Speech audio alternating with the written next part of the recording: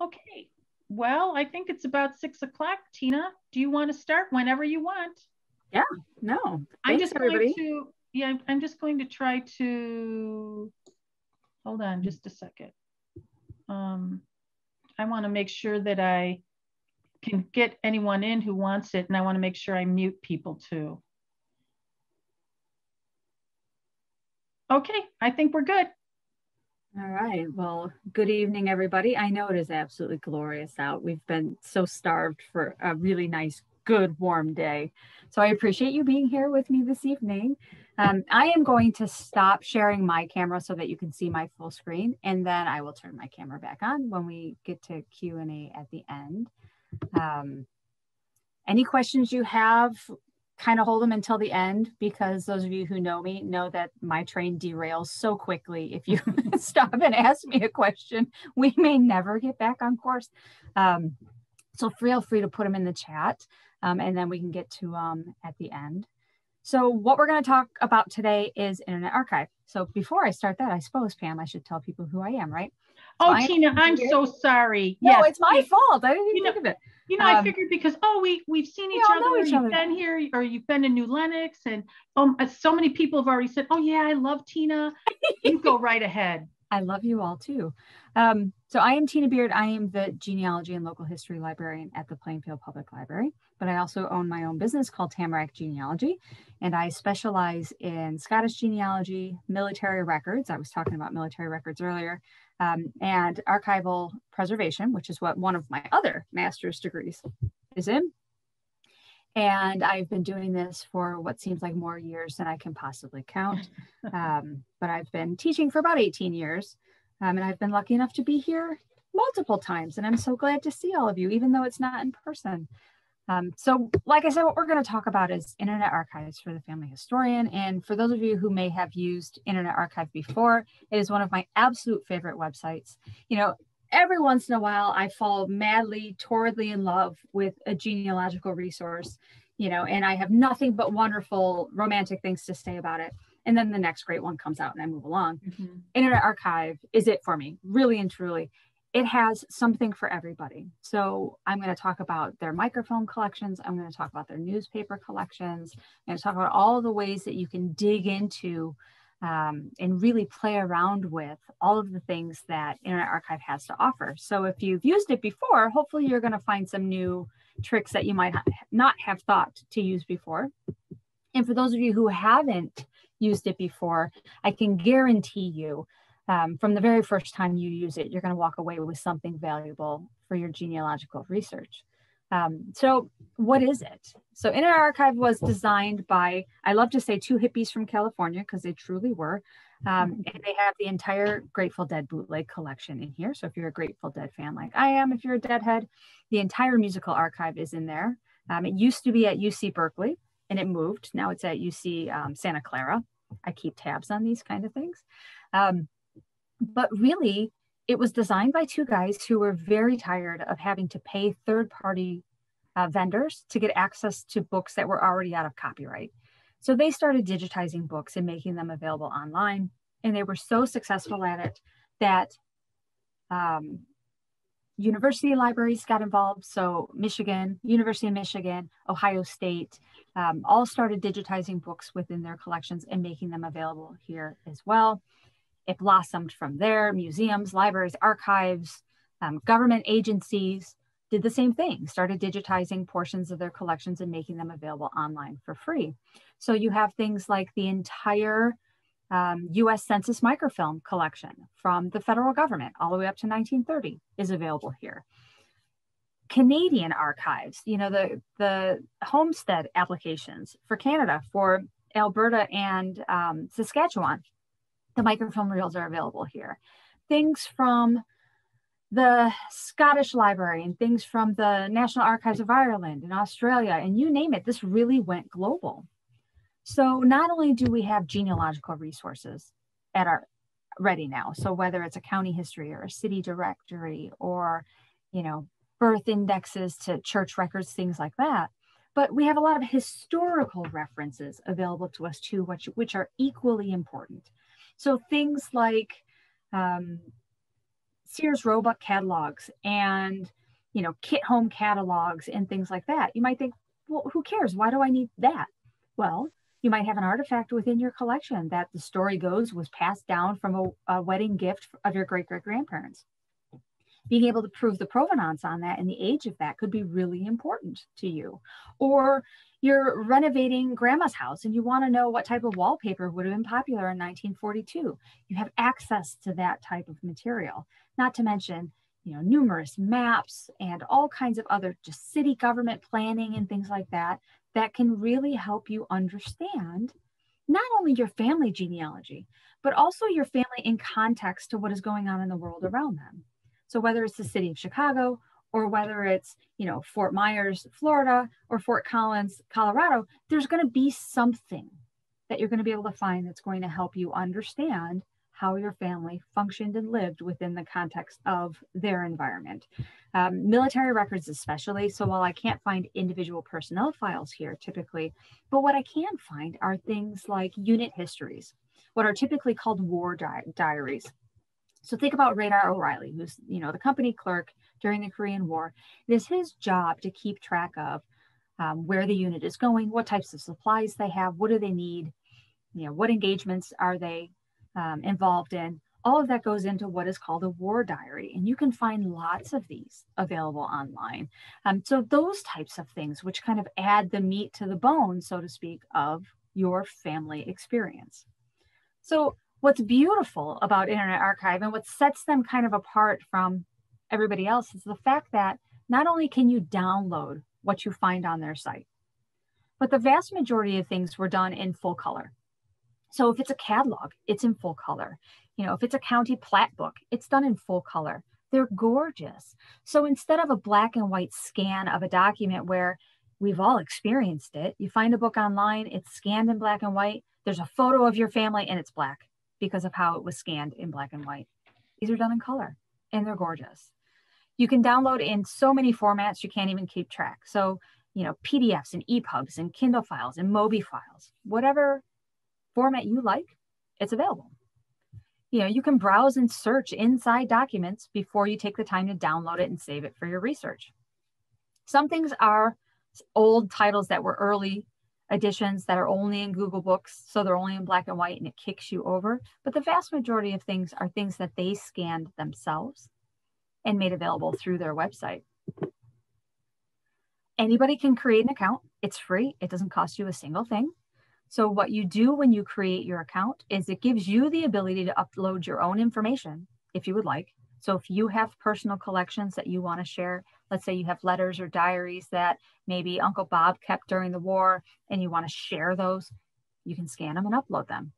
Or if you want to be able to keep track of items that are useful to you in your research, you can save those to your bookshelf as well. So having an account helps you, and I'll talk about that a little later on. But not only can you, it's 2.0 technology. Not only can you benefit from it, you could download things and use it for your research, but you can also contribute as well, and you can give back and share. With your account, you have access to what's called the Open Library, which has come under a lot of fire lately because publishers are very angry at Internet Archive and have been suing Internet Archive because what they have done is they have taken modern books still within copyright and they have digitized them and they've made them available to the public like a library book, available to be downloaded to one user for 2 weeks at a time. Just like if you were going to come to the library and check out a book, it's a one-to-one usage. Well, publishers are furious, saying that they're violating copyright because they're making books readily available. Yes and no. Think of it this way. Most of our libraries were closed on and off over the course of the past year.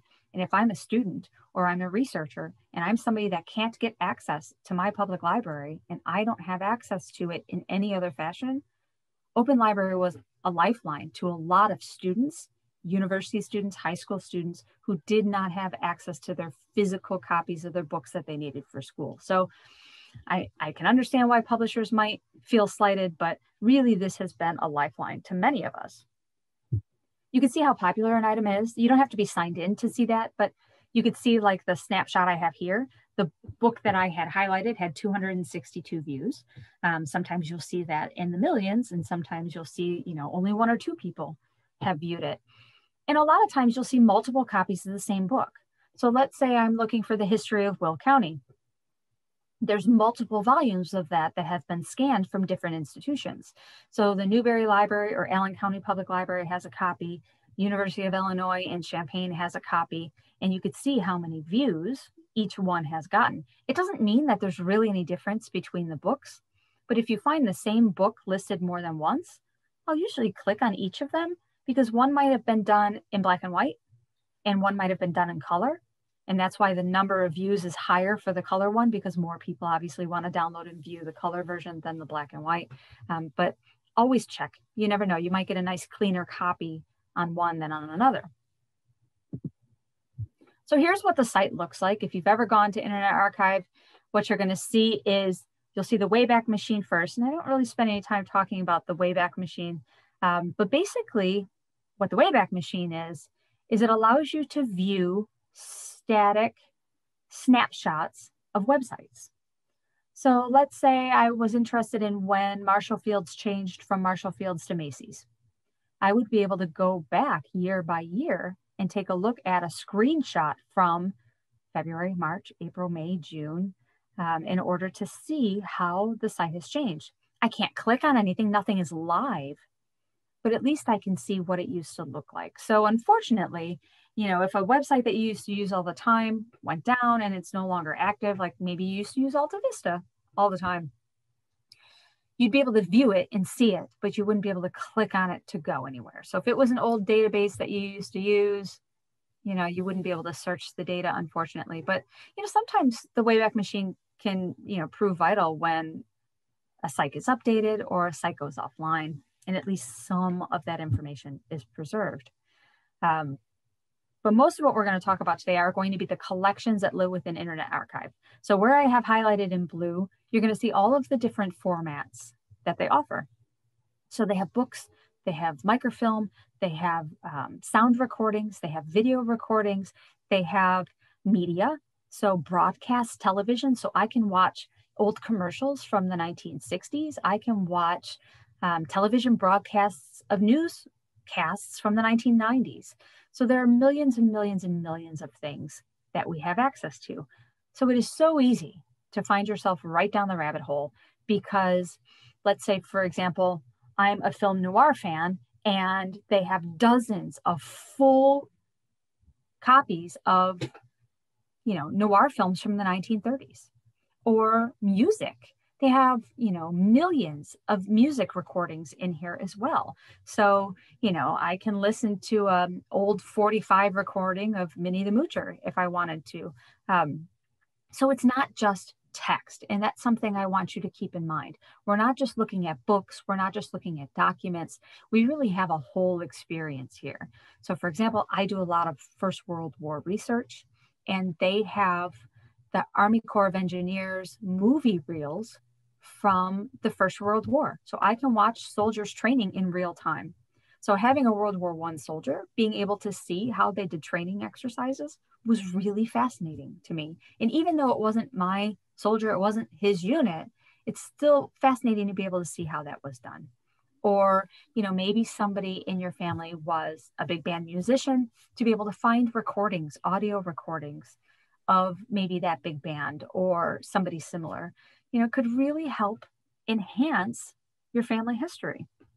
So I want you to get out of the mindset that we're only looking at books, that's all that's relevant here. There are all kinds of other ways that you can incorporate these things into your genealogy. So if I wanted to look at books and only books, I could click on the orange book and search all 25 million, because you can see those numbers, 25 million books that are within their collection.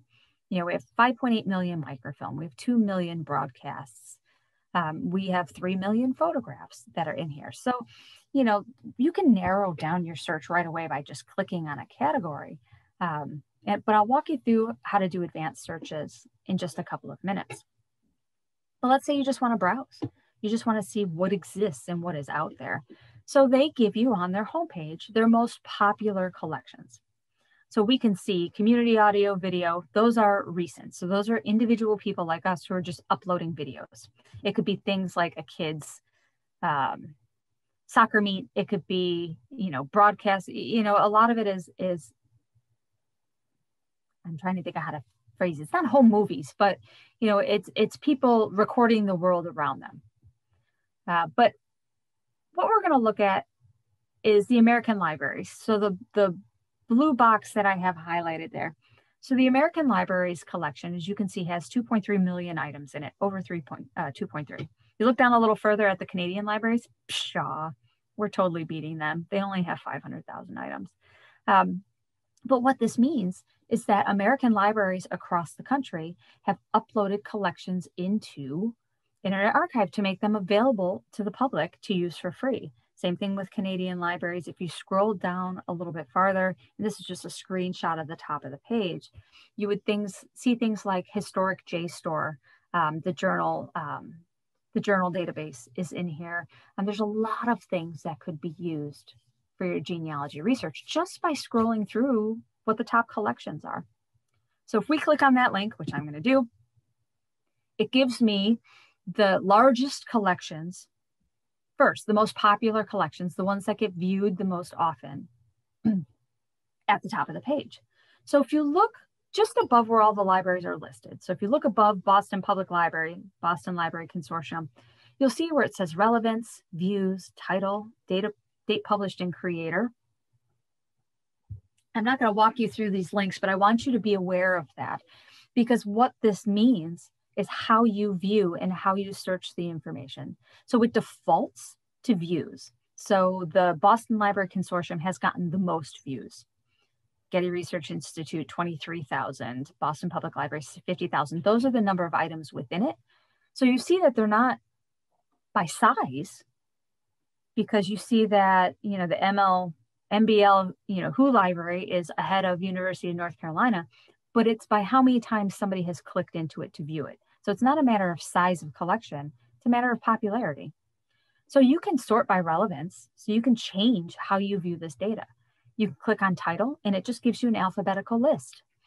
And then you can click on the letter of the alphabet to view. And I'll show you that a little later on so you get a feel for what that looks like. But sometimes I'm not necessarily interested in what's most popular. I want to just see what's available. So sometimes I'll switch that view to title or to relevance in order to really get an understanding for what is within the collection. And that's what's a little disappointing. That's probably the only thing about Internet Archive that I'm not a big fan of, is that it only shows me at the top of the list what's most popular, which isn't necessarily what a genealogist wants to see, right? We want to get to the good stuff, not necessarily the most popular stuff. But in this list, you'll see Carly listed there in the second row. And what Carly is it's here in Illinois. It's the Consortium of Academic and Research Libraries of Illinois. So that's our universities. That's our major institutions like the Newberry Library, Monmouth College, U of I, SIU, ISU are all within this collection. So yes, I can search Carly individually, but here it is right there, easily accessible to me and to anybody else who happens to come across it. Off to the side, it gives me a breakdown of what exactly is within the American Library's collection. And I can see that there are nearly 40,000 genealogies. There are 11,000 church periodicals. There are 17,000 registers of births. So that's huge as a genealogist to think that 17,000 birth registers might have, 250,000 or 500,000 names in it that could benefit us. It breaks it down by type. So we see we've got 2.3 million books, 1,000 images, 57 movies, audio files, and you could click through it that way. You can click on an individual library to see what they have within their collection as well. So if I click on Carly, here are all the Carly libraries. So I see, the Illinois State Library is included in here. The Newberry Library is included within here. Monmouth College is included within here. And again, it breaks it down. What's in it? We have college yearbooks, we have Methodist church records, we have teachers' college records, we've got all kinds of things that could help you dig deeper into your genealogy. So when you think about Methodist church records, right? So those are probably coming from the Northwestern University collection. But think of all of those universities, like Monmouth College is a Presbyterian school. Aurora University is evangelical, Northwestern, Methodist. So you're going to see a lot of religious and church records that show up in these. University of Chicago as well, in Hyde Park, has an enormous religion collection, not even in special collections, just on their shelves that are going to be represented here as well. And if you were to scroll down further, you would have languages and you would have some other classifications broken down as well. So you can see how just one click can get you deeper and deeper and deeper. So we went from American libraries to Carly. And if I wanted to pursue that further, then I would click on Loyola or UIC. I forgot to mention Loyola is a Catholic school, obviously. Lake Forest College, same type of thing. So each click draws you in deeper into the collections. Let's say this is important to me. I want to save this. I want to make sure that I can come back to this at a later date. So once I'm signed in, once I've put in my username and password, I can favorite something. So that's going to be accessible to me next time I need to come back and find it.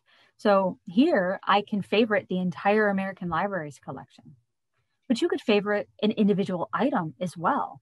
So Merry Melodies, and unfortunately I would love to play it for you, but I can't because we're not live. But the Looney Tunes cartoons are in here as well. So some really fun, nostalgic stuff. So yes, I could bookmark the entire collection, the entire newspaper collection, or everything that Carly has in it. But I could also favorite an individual item as well. So the same way, I would just click on the little star. I would favorite that. It would go into my bookshelf that I have of all of the things that I have saved. But what if I want to just browse something? What if I'm not quite sure if I want to save it and I just want to see what's in it? So I'll go back one step. So let's say I click on University of Illinois at Champaign-Urbana, and it brings up a list of titles that they have within the collection. And I find one, ooh, this catalog of Sears homes looks really interesting. And I'm going to click on that link. Then it's going to take me into the item and it's going to show it to me. So here you can see it's scanned in color. Even though the images are in black and white, I could see the yellowing of the original catalog. I have the name of it. I have all of the metadata.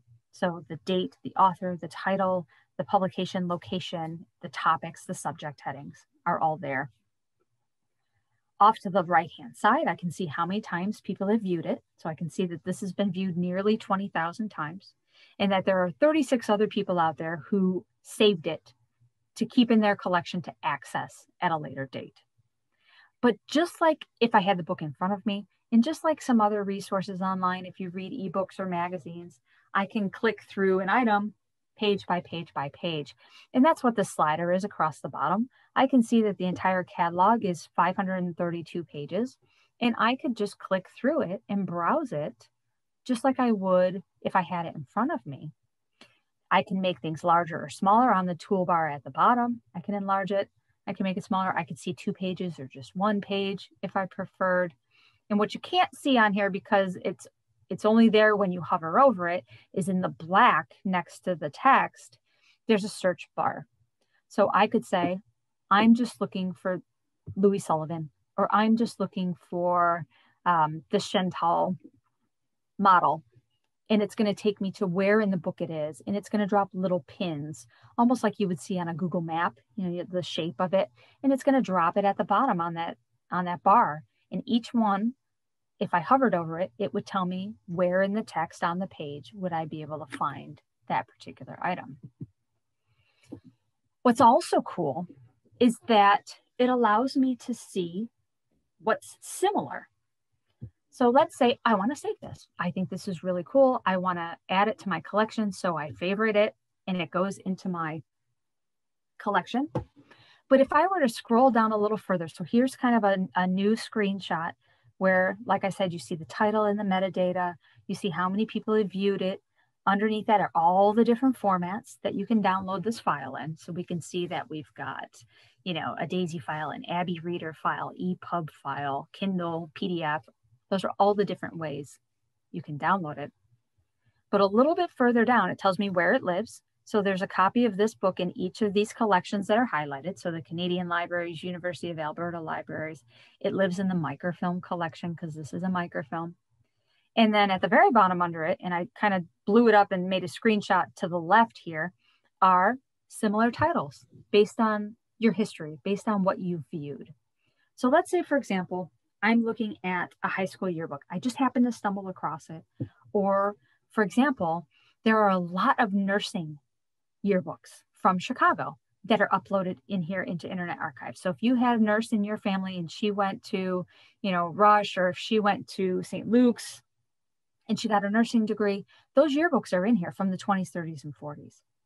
So let's say by accident, I stumble upon the 1923 yearbook, but what I really need is 1925. What it's going to do is at the bottom of the page, if there are other yearbooks, it's going to show them to me. So I can see if 1925 even exists. Or let's say I'm doing research on, immigrants to New Jersey. And I'm looking at a book that's, the history of the Scots of New Jersey. Across the bottom, it's going to show me other books that are going to be similar to that title. And at any point, I could click on any of those books at the bottom. And again, then my similar items are going to change. So each time you click, you're going to get a different set of results across the bottom, which is really cool. And it's really, really helpful. So when we're looking at this record here, just for an example, because this is a microfilm, I can see that it's a register of baptisms, that this is in French, it's French Canadian. It gives me all of the information, that it's from the Register of Births from the University of Alberta. I could click through it. Now here you can see it because I had hovered over it, but in the upper right-hand corner of my screen, you could barely see it, but it says search inside. That's where I can search inside that title.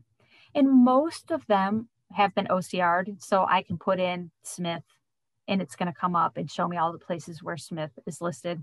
Sometimes with microfilm, it's a little bit more difficult, so don't be discouraged, because think about it. It would be like downloading the 1910 reel for Will County and expecting it to find all the Smiths for you. So microfilm isn't going to search the same way a book, a text would search. So it's not terribly useful for microfilms, obviously feature films or anything like that. It's really just largely used for books, periodicals, magazines. But I wanted you to see what that looked like. Now, as a librarian, metadata is, my jam. It's what we live for. So things like title, author, publication, location, date, what we would call metadata, you would just call tags or fields or, searchable search terms. So when you're looking through Internet Archive, you have to be conscious of the terminology that they're going to use. So they're going to use metadata, and that's what that's going to mean. It's going to mean title, author, publication, location, and date. So when I'm searching through records, it defaults to metadata. So if I went to that homepage and I typed in Pettingill family, Pettingill genealogy in America, it's going to be searching the metadata. So it's going to be looking for Pettingill family, the Pettingill genealogy in America, and it's going to be looking for title, author, publication, location, those types of things. But there is a trick to Internet Archive, which would allow me to search their text contents. And you can find it on the advanced screen. Once you do a search, it automatically shows up on the left side when it shows you all of the fields. So you can sort and filter your collections. But that is a game changer. And that's something I really want you to take advantage of. So it defaults to the metadata. So again, Pettingill is only looking in those 5 categories.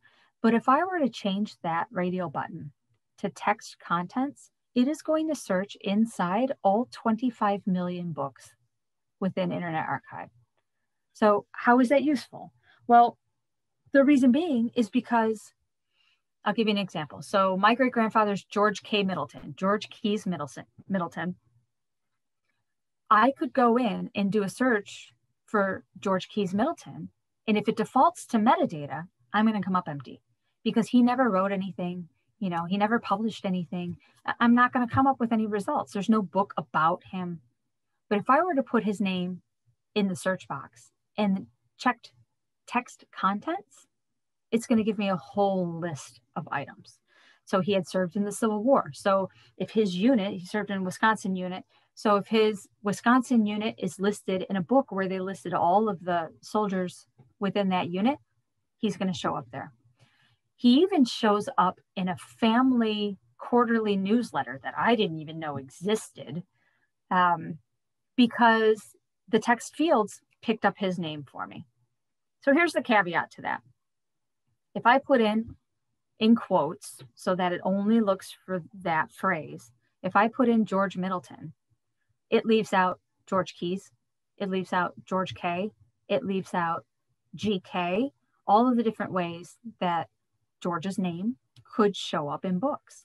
So you need to be very conscious when you're searching and you're using the text contents, that you're searching every conceivable way that you can to dig out as much information as you can.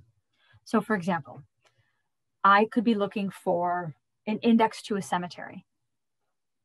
How many ways can you say cemetery? You've got cemetery, you've got burial ground, you've got graveyard, you've got kirkyard, or headstone. Headstone, footstone, monument, marker. Right? How many different ways can you say the same thing? Now, here's something to keep in mind also. We have words in the Midwest for things that are different words than what other people use around the country. So if you're researching your family on the East Coast, you need to be using the terminology that they would have used on the East Coast. Otherwise, you're going to come up empty. And yes, it could be something as silly as soda pop versus pop, right? Or in the South, everything's a Coke. But you have to be using the terminology they would have used. And the same thing goes for the time period you're searching as well. So if I'm looking for, an index to a cemetery in the Boston area in the 18th century, they would have never called it a cemetery. Cemetery did not exist as a word in our lexicon until 1840. So I'm going to be looking for graveyard or burial ground. So it's making sure that you're searching the right things at the right time. So I apologize for slightly getting off topic there, but if you just put in George Keyes Middleton without quotations, it's going to bring up George, any reference to George, any reference to Keyes, and any reference to Middleton, and none of them have to be related at all. If you put it in quotes, it's going to look for that exact phrase. So for example, I work in Plainfield. So if I put in Plainfield, Illinois, I'm going to get either Plainfield or Illinois. If I put in quotes Plainfield, Illinois, I'm going to get items that reference Plainfield, Illinois. But what happens if Illinois is abbreviated? Is it IL? Is it ILL? Is it ILLS? Every single one of those is going to turn up a different result. So you want to be conscious when you're doing this that you're exhausting every type of keyword that you possibly can in order to make sure you're getting the most out of your search. Advanced searches can be really, really useful for you also. So yes, you could search by using the text button and telling it to search inside all text, but you might get 250,000 results. Sometimes you're going to need to go in and do an advanced search. And that's where those metadata fields come in handy. So I'll give you an example. So doing First World War research, the state of Illinois, for the very first time in 1917, put out what they called their annual health report. The second annual health report came out, I should say 1918. The second annual health report came out in 1919. And thank goodness they started creating these, because that report, the second annual report, is the one that talked about all of the flu pandemic deaths in Illinois for that previous year.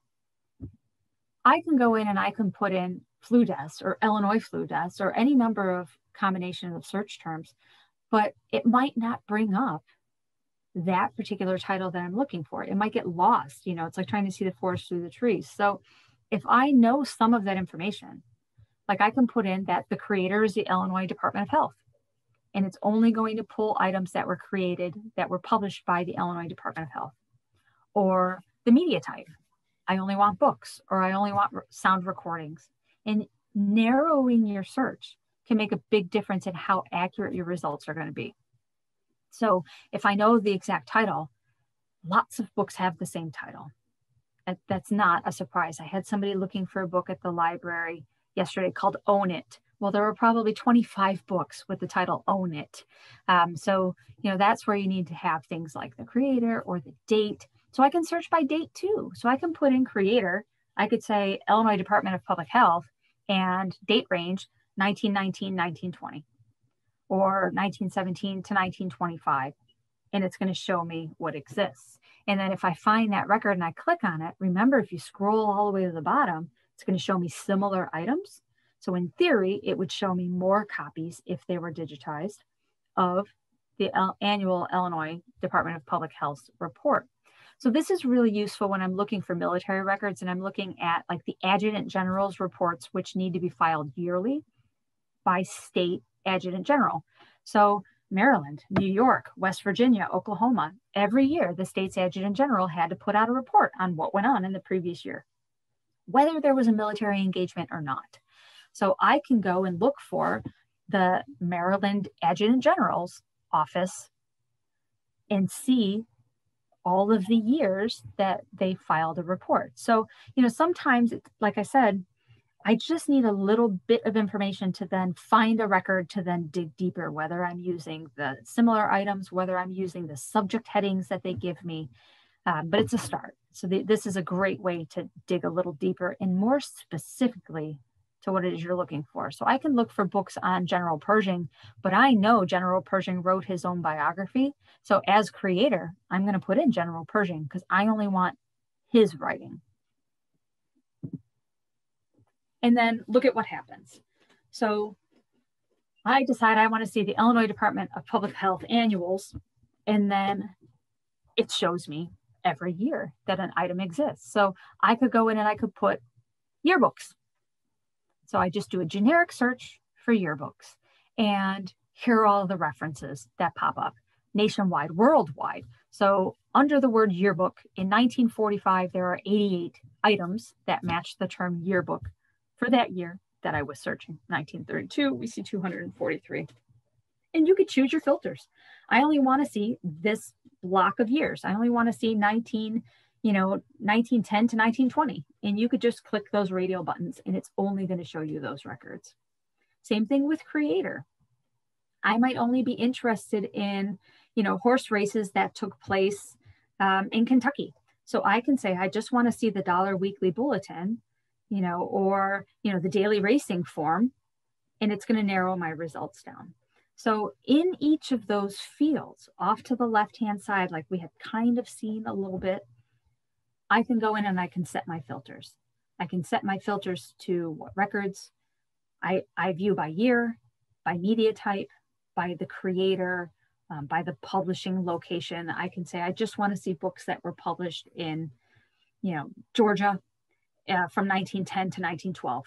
I can narrow my results down that specifically.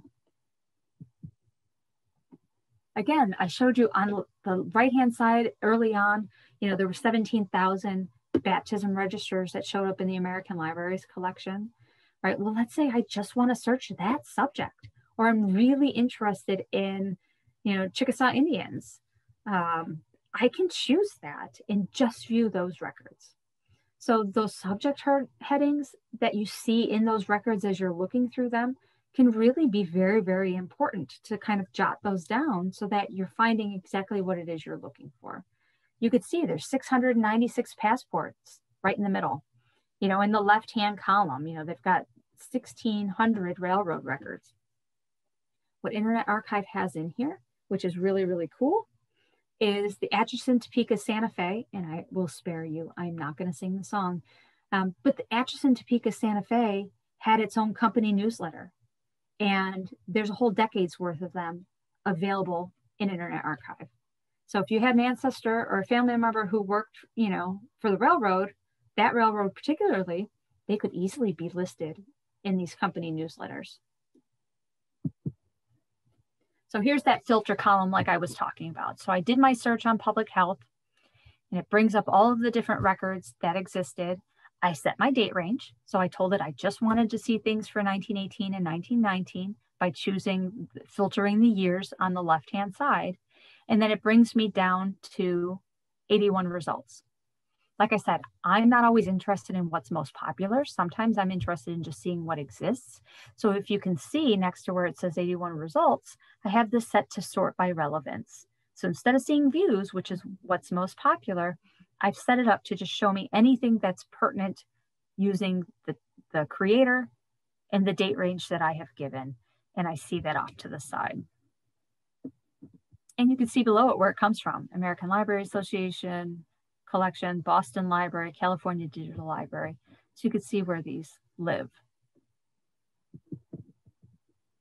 So now searching by collection, I can use the view screen that they have to search those individual collections like we saw, or I could just narrow it down by collection using the filters on the left-hand side of the screen. So I can say, I'm really just interested. Yes, we had a link for Canadian libraries. That's absolutely true. I could have clicked on that. But once again, if I'm still looking for public health and I've set my parameters, the year range, who the creator is, maybe I just want public health records for Canada. So by clicking on collection, I can narrow down even further. So instead of seeing 81 results, maybe I'll only see 15 or 20 results, but it's more specific to exactly what I was looking for. So once I narrow it down, I can see that there are only 5 Canadian libraries that have something about public health from 1918 to 1919. And then I can search my results. Same is going to be true. It doesn't work as well with newspapers and microfilms, but they show up in the collections list as well. So if I'm just interested in the microfilm collection or the newspapers collection or the film collection, I can easily click on those and filter out all of the books and all of the movies and all of the things that I'm not interested in. So here with the newspaper collection, I can go in and I can see that there are 211,000 newspapers that live within this collection. I can see some of the most popular ones below it: Sydney Morning Herald, Kentucky Digital Newspapers. Again, the daily racing forms are in here as well. Antioch News, which is local. That's, Antioch, Illinois. They uploaded 87 or 83 years of their local newspaper, which goes all the way back almost to the turn of the 20th century. And I can see those. And they're available online for free. But if you're doing research in San Francisco, we've got the Bay Guardian that's available. We've got the Antioch News, Sydney Morning Herald, and it kind of shows you on the view screen how many items are within each collection. Their newspaper collection is really hard to navigate and to use. So you're going to be frustrated with it. It's going to drive you crazy because remember what I was saying about microfilm, that it can't really read the text inside all of that well. Every library uploads their information differently, and Internet Archive charges a different rate based on how you want the information delivered. So they charge a $3 setup fee for each individual issue. So if I wanted the Plainfield Enterprise, which comes out 52 times a year. So if I wanted Internet Archive to upload the Plainfield Enterprises for me, I could upload them in one batch as a whole year and only pay a $3 setup fee. Or I can do it by month, so 4 issues per month, and I'm getting charged, a $3 setup fee by each month. So I'm paying $36. Or if I wanted each individual issue, then, I'd be paying $150, my math is bad, over $150. So because of that structure, they're not as easy to search because some libraries will just upload 15 years and you've got to sort it. You've got to look through it. Whereas some did it by individual issue. So, when you're looking at newspapers, keep that in mind because the setup fee really could be a hindrance to some libraries. So they just throw it all up at once. And then you kind of have a lot of slogging to do to figure it out. Like I said, you can search inside the text of things. So if somebody uploaded individual issues, by all means, you could go in and you would be able to search that way. Architecture and Democracy was a periodical that was put out. So I want to search inside this periodical to see what references there might be to Louis Sullivan. Like I said, on the black off to the right is the little magnifying glass where I'm going to put in my search. So I'm going to type in Louis Sullivan. And it's going to pop up on the screen all of the places within this volume where Louis Sullivan's name's mentioned. And what it's going to show me is when I hover over it, the text on the page, so I can see whether it's the person I'm looking for or not. You can do that with some of the newspapers, but like I said, it can just be a little bit more difficult. So sometimes you're better off downloading it and looking through it. So if I know I'm looking in Antioch, for example, I'm doing research on the first pandemic now. Terrifying that I have to say that. But I know that the height of the pandemic in Illinois was October to November of 1918. I can just download each of those issues and look through it instead of trying to search it this way, just for expedience. But sometimes, you might want to look at it in this way. So what other types of collections are there? I talked about how to search books. I talked about how to search microfilm in newspapers. Like I said, there's also videos and films. There's also sound recordings. They have, like I said, they've got not only the JSTOR collection of historical society journals and magazines, but those Sears catalogs, things like art or art and architecture. There was a magazine that was published in Chicago, and oh goodness, I'm drawing a total blank now on what it was called, but it was basically a buildings trades publication. So if people were building new homes or renovating homes or making changes to churches or buildings or structures, it would be listed in this, the American Contractor. The American Contractor is in here, but I can't search the entire run of American Contractors. I have to search them one at a time, which is kind of a nightmare. So if I wanted to see if an address did any type of renovation in the city of Chicago, and these stretch all the way out into the suburbs, they stretch all the way out to Joliet and Aurora and up north. So it's really not just Chicago. It had a really wide reach. Or if I wanted to see all of the buildings that Louis Sullivan worked on, I'd have to touch each issue. So that's why that setup fee, do they do them all at once or do they do one at a time, can complicate things. Because it's so much easier to search them all at once for something like that versus each individual issue. So like I said, their microfilm collection has things like the entire US Census microfilm collection in it. So I can go in and download an individual reel and look at it page by page by page. If I wanted to feel nostalgic and go old school and remember what it was like to sit at a microfilm reader for hours at a time, I could do that. Like I said, the Alberta Canadian homestead applications are in here, and these are the original files, the applications from the Canadian State Archives. So I was able to go in and find homestead applications for some of my Finleys up in Alberta, and it gives you all kinds of personal information, just like a homestead application here in the US would do. There's all kinds of city directories, there's all kinds of, birth and baptism and marriage records and stuff like that, indexes.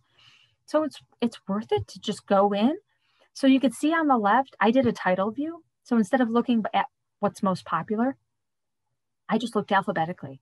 So you could easily click A to Z and see all of the different types of microfilm collections that are going to be in there. And sometimes it's a lot easier than looking by views. But again, these are digitized copies of microfilm reels. It's just like LDS card catalog access that we have as affiliate libraries. It's that same premise. I mentioned their newspaper collection already, things that they have in it that would be relevant to us. They've got the Aurora Beacon News during the war, 1917, 1918. They've got the Antioch newspapers. They've got the St. Louis Argus newspapers again, which covers the war years.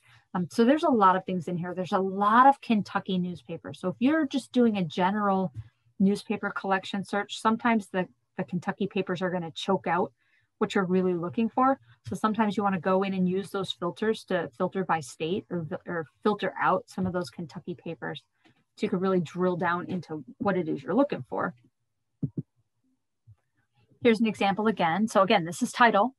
So I'm alphabetically across the top. This is for newspapers versus microfilm, but I can see again on the left that there's 211,000 newspapers that are listed in here. Off to the far left, I can see my categories.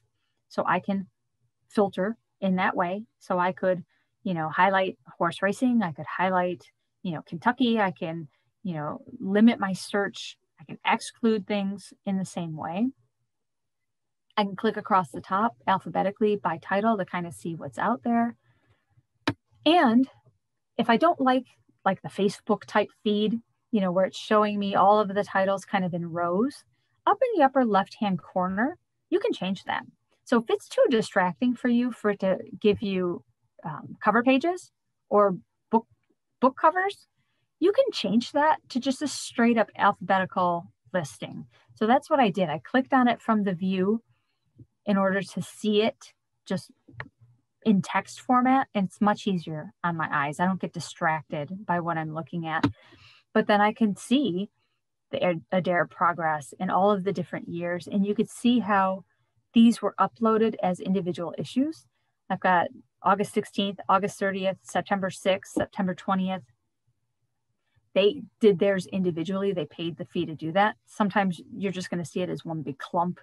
But that's how you can play with how you're viewing it on your screen to make it easy for you to find what it is you're looking for. And then if I really like it and I want to save it, I can always click on favorite and add it to my shelf. You can see the quality of what's in here. I have really good stuff. So this one's the Aurora Beacon News. You could see the date range there on the screen. So if I knew that I was looking for something specific, like the first draft in Aurora was done, you know, about this time, where they're listing all of the draft card numbers that are most likely going to be drafted for the First World War. You know, I can go to that issue and I can look at that issue as if I had it sitting in front of me. Or I want to search inside. So I pull up the April 4th, 1917 issue, and this is right when the US declares war. So Wilson declares war on April 2nd. So I'm going to go and see that issue because I want to see what the newspapers were reporting about the US being at war.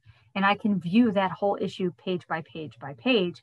And then if I wanted to, I could download it. So I could say, I want to keep this for my files, and I'm going to download all 8 pages or all 18 pages or whatever it happens to be. And you could see what's in there. There are 77 issues in that time frame that are in here.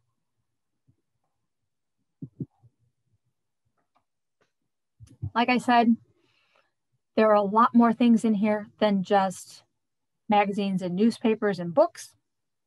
They've got movie footage. They have sound recordings. Like I said, the film noir collection is in here. Cartoons, broadcasts. If you can think of it, there's going to be something in here for you to take a look at. And then you can watch it. You just click on it and you can watch it, you know, anytime you want. I am going to stop sharing and I am going to turn my camera back on. And then if any of you, oh, I gotta make this bigger now, have questions for me.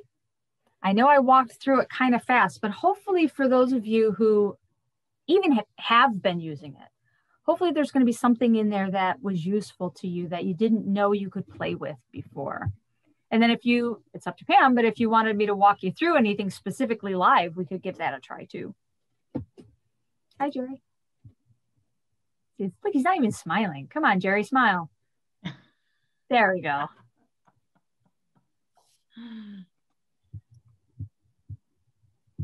I've asked everyone to unmute, so if you have any questions, please go ahead and just ask. You don't have to use the chat.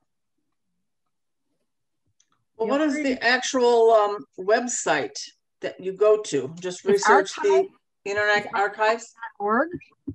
.org. Yeah, it should have been on the handout at the top of the page, but I don't have the handout in front of me, so I can't. Yeah. Well, I was writing all kinds of stuff and I must have missed it. All right, I'm going to try to share my screen for a second. So if you go to archive, there's no S on it. That's my fault. If you go to archive.org, it takes you to the page. Mm-hmm. Okay. So if you can see that, then you can do whatever you're. Okay. So even if you're a terrible speller like I am, it's going to try to find something for you. But see how it gives you that option for the search metadata, title, author, publication, right, or search text contents. So yeah, we could watch. you know, Sylvester and Tweety if we wanted to. But what I was talking about making sure that you're thinking of all conceivable ways to say the same thing. So if I choose search text contents and I put in quotation marks, burial ground, and I do my search, it's going to give me a certain set of records, a certain number of records. So if that term, you know, it's going to tell me that there are 216,000 items that are in here. That is completely overwhelming. So you might want to narrow it down. But remember, the year that you're narrowing down isn't necessarily the burial year, it's the publication year when the item was published, or in some cases, it's even the year that it was uploaded. So the date archived is when did somebody upload it to the site. But if I were to change this and I were to say graveyard, I'm going to get a completely different set of results. So the search terms you use really do matter, because it's really going to affect. This spells cemetery, because you'd be amazed at how many records come up where cemetery is spelled with an A. But you can see U.S. Patent Office. So people who, you know, patented headstones and things like that. So sometimes eliminating and going in and narrowing down to get rid of some of these things won't clog your feed with stuff that's completely irrelevant.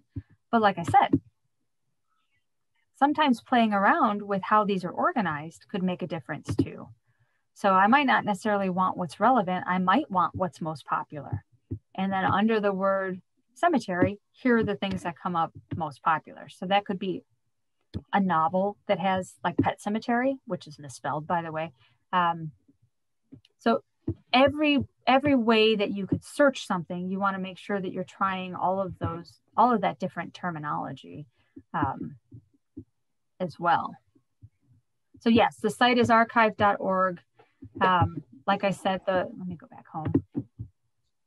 If we scroll down, I was only showing you a tiny portion of that screen, but you can see, you know, the top collections. Oh, they've added more to the Canadian Archives. You can see some of their most popular collections that are here. But if you scroll down, and sometimes it feels like you're really scrolling down forever, you're going to come across journals, which is really, really important. And then a little bit further down is the JSTOR early journal content. Both of these are magnificent for doing genealogical research. And the reason being is because, let's say somebody did a headstone reading of a cemetery in Vermont in 1907. And by 2021, half of those headstones are gone. You're going to get a really good genealogical resource by looking at older historical society journals, genealogical society journals, for that type of information. So going in and taking advantage of the journals and taking a look inside, or actually I should probably use burial ground.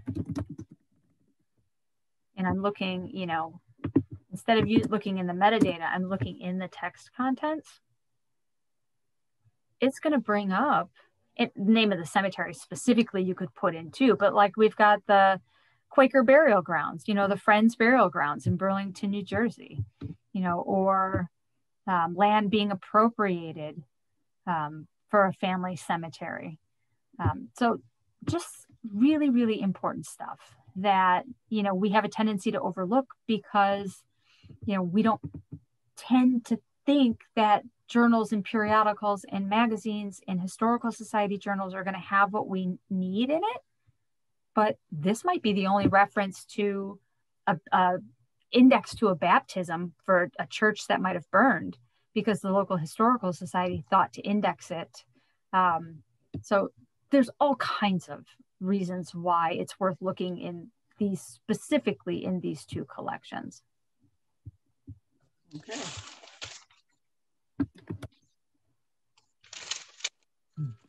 Any other questions for me? Oh, come on.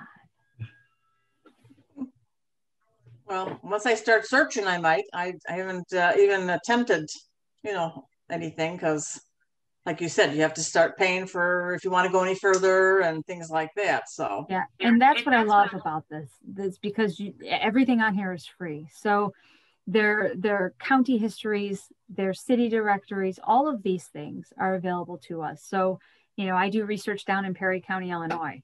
So the Randolph, Perry, Monroe County history, the biographical dictionary, their county history, it's a 3-county book. It's in here. It's been digitized and it's in color. So I could download the whole book, search for McClure in the text, and see all of the places where my family is listed in the text without having to go downstate. So, you know, I can guarantee each of you will find something, except for you, Jerry. I know that you've mined this for all that's in there. I have a question. You mentioned looking at newspapers. There's a $3 fee. Is that for viewing, or is that just? No, that was for our libraries to set up. So when you put things on Internet Archive, when they digitize it, they don't do it for free. The organization that wants their material to be included has to pay to have that scanned and made available online. It's free to the user, but we have to pay to get our information into it, if that makes sense.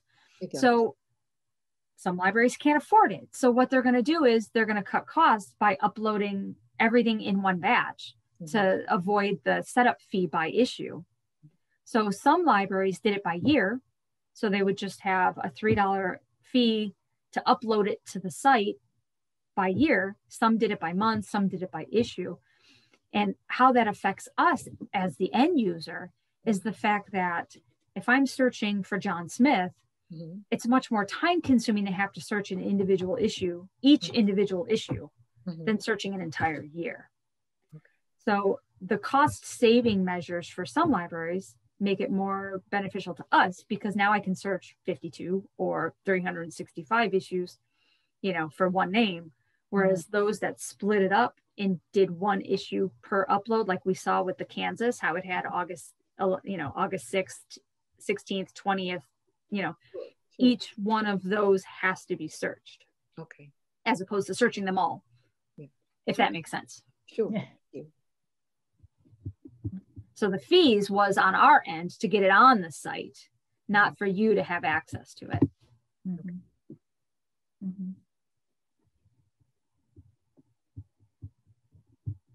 Hopefully that answered your question. It did. Thank you. Okay.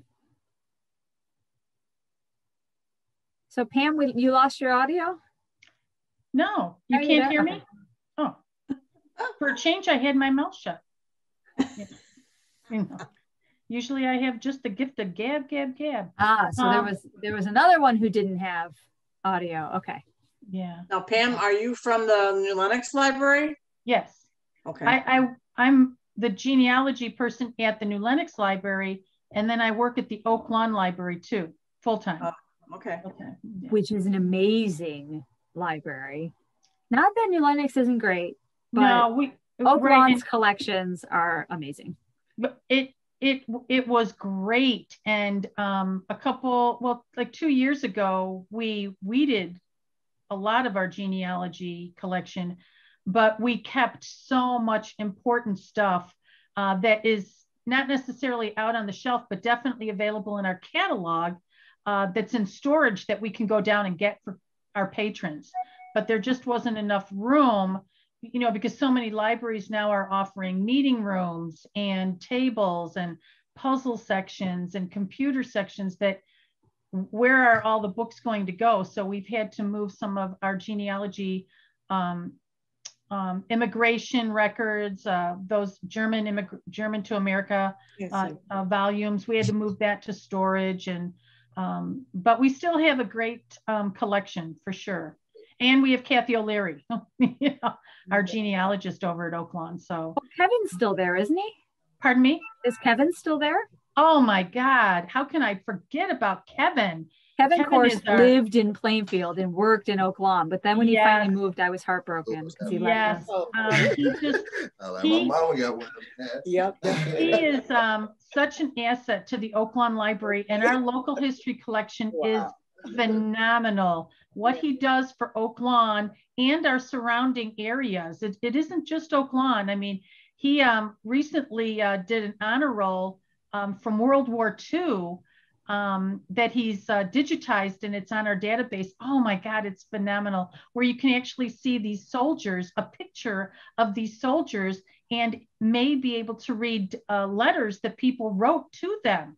It's all been digitized. Oh, it's just great. It's just a great Roman collection, and he's just, you know, magnificent. You know, I think very highly of him, very, very highly. I do too. Mm-hmm. I certainly do too. Yeah, he's great. He's great. And then you guys do this once a month? We do this once a month at the New Lenox Library. Yes. Yes, we do. Once a month, the second Tuesday. Second Tuesday? And then you do just like what you did for today. You have to register. Yeah. And then you, okay. Right. We'll be doing Zoom meetings probably through the summer. I'm hoping to get back to in-house programming September, October. So Tina, you would be coming, you know, to New Lenox again. In October, right? I can't remember. I think it's October. October. I do think it's October. It's on our website. So I just have to go over to our website. I should probably make sure. Yeah. Same thing with us at Plainfield. You know, we're doing everything electronically, you know, virtually until at least August. Yeah. But at Plainfield, ours are the fourth Monday of every month. So like this month, it's me. I'll be talking about newspapers. Next month, it's Bob Allen talking about secret societies. Same thing. If you went to our website, you'd be able to register. I'll put the website in there. Yeah, Fountaindale does that too. Fountaindale. I mean, Newberry offers webinars. So many libraries and societies offer free webinars right now. It's just, there's so many out there, it's hard to find the time to watch as many as you would like. Tinley Moraine, like I said, Tinley Moraine does have one this Thursday on crossing the pond, genealogical resources that you might not be familiar with, that you can use so for free. Thursday, you can just register for free. I want to say it starts at 6:30 or 7, and it's, you know, it's funny. I've given presentations there, but you know, you stop and think about when all these people have their different webinars and their Zoom meetings, and it's hard to kind of keep it all straight. So you'd have to look it up, you know. We're good at that. Genealogists are good at researching things. So, yeah. Absolutely. What was your favorite thing, Tina, that you found on Internet Archive? Your favorite document or file or photo? I know you probably have so much, but your all-time favorite. I've got some cool stuff. Like I should log back and share my screen and show you all of the crazy things that I have in my bookshelf if you guys want to see it. Sure. My favorite find, so while I log back in and do that, my favorite find, so I do a lot of research on, like I said, I have to say the first pandemic now, was a journal. It was a nursing journal. Let me go back up to the top. I got to sign in. I want to say it was the Connecticut State Nursing Journal. There was a young lady who had been in nursing school and hadn't even gotten out, didn't even have her degree yet. But she was sent to Joliet to deal with the pandemic. So completely green, hadn't even been done with school yet. They sent her to Joliet to deal with people suffering from the flu. And she went back and then wrote an article about her experiences being in Joliet. And I found it by using that search all text, by going in there and searching for Joliet, Illinois. And this nursing journal popped up with this woman's story. And it was absolutely amazing. So she had, you know, details that I couldn't even get from Will County. So it was things like, you know, how many people did they treat? How many people had died? You know, I never knew that there was a emergency hospital that had been set up in Will County in the Joliet Country Club. I didn't even know that the Joliet Country Club existed. But it was one of those things. I'm trying to move this little box so I can show you. but it was like a 7-page article, and it was just absolutely mesmerizing. So you could see some of the crazy things in here. So I've got the World War II archives, Newberry Library, Revolutionary War manuscripts is a really cool collection. Here's that public health nurse journal I was talking about. My records. So I've got In the Mood. I told you I wasn't going to sing the Atchison, Topeka, Santa Fe, but here's the recording if you want to hear it. So this is what's so cool about these. If I can get it to work. All the pops and cracks.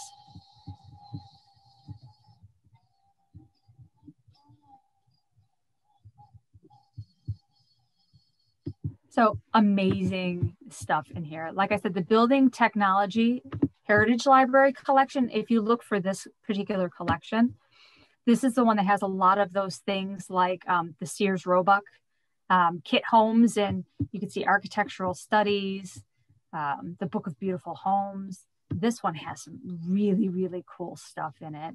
So if you suspect that you had a kit house, you'd be able to utilize this collection to take a look. That one's really cool. Again, the catalogs like the Sears Roebuck and the Marshall Fields and the auction catalogs for art and for classic cars and things like that. Old Lego catalogs, 1990. It's not even that old, but No. It's still history. Mm-hmm. You know, and if you have, like, if you're a collector and you're looking, you know, to buy or to sell, sometimes going through these guides, no matter how old they are, can be really, really cool. You know, the Johnson and Smith Company Novelties catalog. I have some really weird things saved in here. Chicago Bridge and Ironworks, because they're based out of Plainfield. I told you I had Minnie the Moocher in there. Again, Reclaim the Records is a site, the website itself is worth following, but all of the stuff that they get released through Freedom of Information, they upload through the Internet Archives. So things like the New York State Birth Index by year, I can download the entire book and look for what I'm looking for. Like I said, it's not just all books, it's not just all documents. I mean, you could see, you know, there's some pretty amazing things that are within here. So if I were to look at their jazz collection, you know, I can listen, like we just heard, you know, all of those sound recordings, all of those videos, all of those just, you know, really fascinating things. So, you know, don't think of this as just, oh, it's genealogy. I've got to be looking for, you know, this birth record. All of this stuff is relevant to your research in one way or another. Like I said, if you had a soldier who served in the First World War, going through, you know, their war films could be useful, or the 5 Minutemen presentations that they used to do, or the film strips that they would run before the during the Second World War, before the movies would start. They would run those war updates. Those are all in here. So you could see that. I mean, these are, yeah, they're a little blurry, but well, cool. So many times when people are doing their genealogy, their genealogical research on their own family, they're interested in gathering names, dates, and vital records. But what they really, really need to do is create the story. You know, look at those historical documents, the magazines, like you said, the recordings, the journals. That's where you get the volume of your family history. Birth, marriage, and death are only 3 things. But what did they do? Who were their neighbors? What was their church affiliation? What did they do for an occupation? Where did they work? You know, what was the social events in their neighborhood? That is what makes a family history. Otherwise, It's just simply birth, marriage, and death. How are they impacted by the world around them? Everybody during the Second World War was impacted in some way or another, whether it was food shortages or, you know, air raids or, you know, blackouts.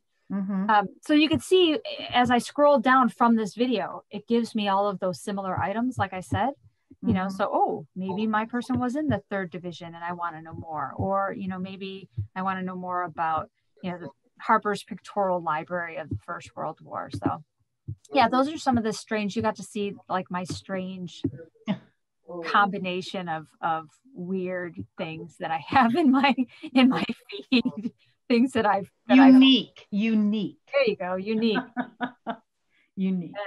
There you go. Like I said, voting registers was one of the things that I had mentioned before. Mm-hmm. So they're mostly New England, but you know, these voting lists are the people who are eligible to vote, you know, in whatever county or town it happened to be. So it's a great way to pinpoint somebody to a particular place at a particular time. So I got a lot of unique things in there. But like I said, there's something for everybody in there. Mm-hmm. None of you are going to walk away without finding something. That's right. That's right. Wow. Well, hopefully, if any of you are interested, you could hop on to our meeting on Monday the 22nd. I put that information in there for you. And what time does it start, Tina? It's at 7 p.m. Yeah. Okay. And this month we're doing it. And this is really Jerry and Judy and Casey's request at my library to do it as a meeting instead of a webinar so that everybody gets a chance to see each other's faces. Because I know some people are really missing each other. Yes. Normally I just do it as a webinar, but this month's meeting will be done as a meeting like this one. So March 22nd. Great. Oh, well. Thank you. Thank you. You just click on the events calendar and March 22nd, you can register for the class. Mm-hmm. Yep. Great website, great resources. I play around on it a lot. Well, if no one else has any questions, Tina, thank you. You are always wonderful.